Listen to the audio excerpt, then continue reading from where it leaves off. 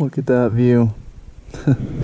Alright, so hi and welcome to the second video on my new channel, Let's Ride YYC. So today the video is going to be a little bit different. If you can't tell already, I'm talking, which is different than the one I posted a couple days ago or yesterday or whenever I get to uploading this one. Today is going to be a little bit different because I'm going to talk about kind of the difference between a power wheelie and a clutch up wheelie. So if you look at that video that I posted yesterday, you'll see that the wheelies I am doing in that video are power wheelies. And what that means is that all you have to do really is just twist that throttle, and when you twist the throttle, the wheel comes up. Very, very easy, kind of very quick introduction to wheeling if you have a powerful enough bike. So that's what I've been doing lately. And then yesterday I went onto Reddit and I posted that video around, trying to just kind of get some feedback, and I got a lot of help from one guy in particular. I can't remember his username or anything, but he'll know who he is if he's watching this. He kind of explained to me the difference between a power wheelie and a clutch up, which I kind of did understand, but I never really understood why one was better than the other. But he explained it to me, and I left the conversation with a pretty solid foundation, I guess, for why you should be doing clutch ups, or at least practicing clutch up wheelies instead of just power wheelies. The main reason I kind of got out of it is because when you do a power wheelie, what's happening is you're starting in a low RPM, and then when you twist that throttle, the RPM climbs up. So if you're starting at a lower RPM, you twist that throttle, the wheel comes up, and then that RPM is climbing up. Once it hits that power band on that bike, you have a pretty good chance of wheeling over backwards essentially and landing on your ass, destroying your bike. So because we don't want to do that, he kind of explained to me that it's just kind of a safer bet to just practice your clutch up wheelie. So the main difference here is what's going to happen is, I'll start the bike and I'll actually show you. So what happens with a clutch up wheelie is, instead of just twisting that throttle like that and just watching the bike rise, what you're going to do is you're going to twist, and then as you're twisting, you kind of pull in that clutch, and then once it gets to a certain RPM, you let that clutch go, so the clutch disengages and then the wheel pops up. So the idea here, I guess, is that when that clutch does come off, you'll be at kind of a higher RPM already, so when the wheel does come up, you kind of get set to a certain speed, and then you can ride that wheelie out for a little bit longer at a more consistent angle. So once again, guys, this isn't a tutorial or anything like that. I'm still just learning how to do it myself. The rest of the video will just be me kind of screwing around, figuring it out on some of these back roads, and hopefully nothing too catastrophic comes out of it.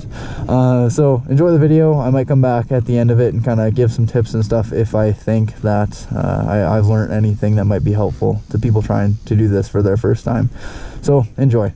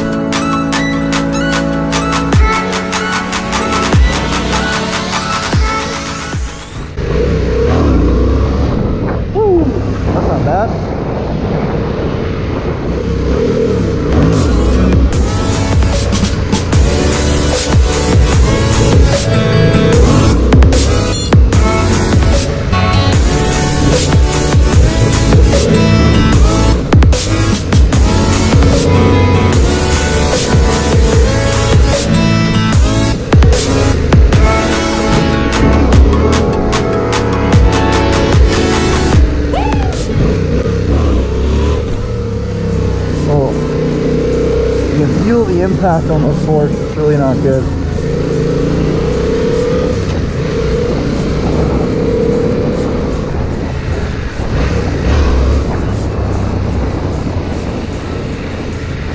So pulling up doesn't help. That may seem pretty obvious, but if you come from riding like bicycles at all, and you try to wheelie a bicycle, if you just pull up on the handlebars decently hard, that front wheel is going to come off the ground.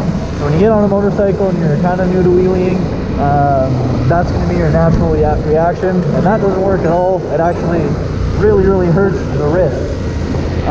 So don't do that.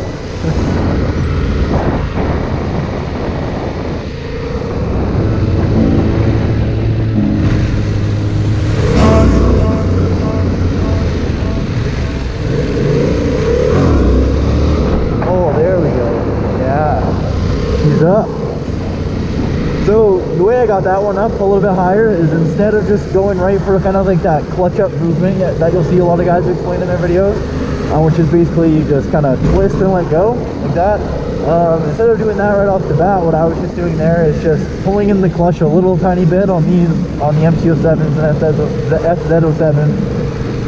You have very little clutch play, so like even if I just pull it into it, you're completely disengages it. If I do that, all I was doing there was just holding it at a solid RPM. So that one I think was about 7,000 or 8,000 RPM. And then I just kind of slowly creep past that friction point, and that's what brought that wheel up a little bit higher. So that seems to work pretty good right now. Eventually I think the idea is that instead of holding it at that RPM for a certain amount of time, the whole movement just kind of becomes one. But that is a really great way to start. If you just start holding it at 6,000 RPM, you'll feel that wheel come up a bit. 7,000 RPM, you'll feel it come up even more, and 8,000 it actually, well, it feels like it actually gets a little bit, quite a bit high.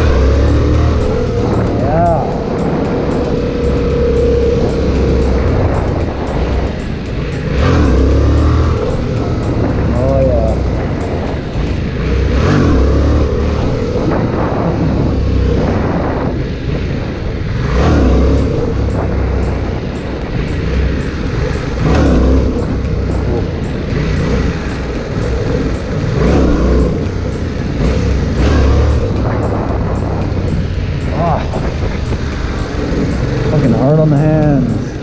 Hard on the hands.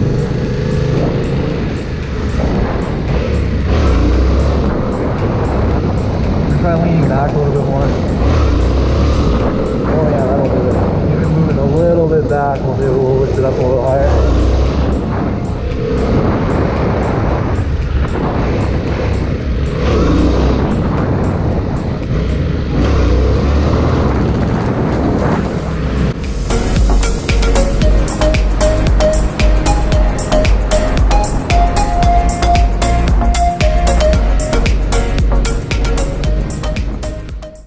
So I figured this would be a good time to stop. Hopefully I have enough content to piece this whole video together, and hopefully I taught somebody something, or at the very least I hope that you enjoyed watching me learn something.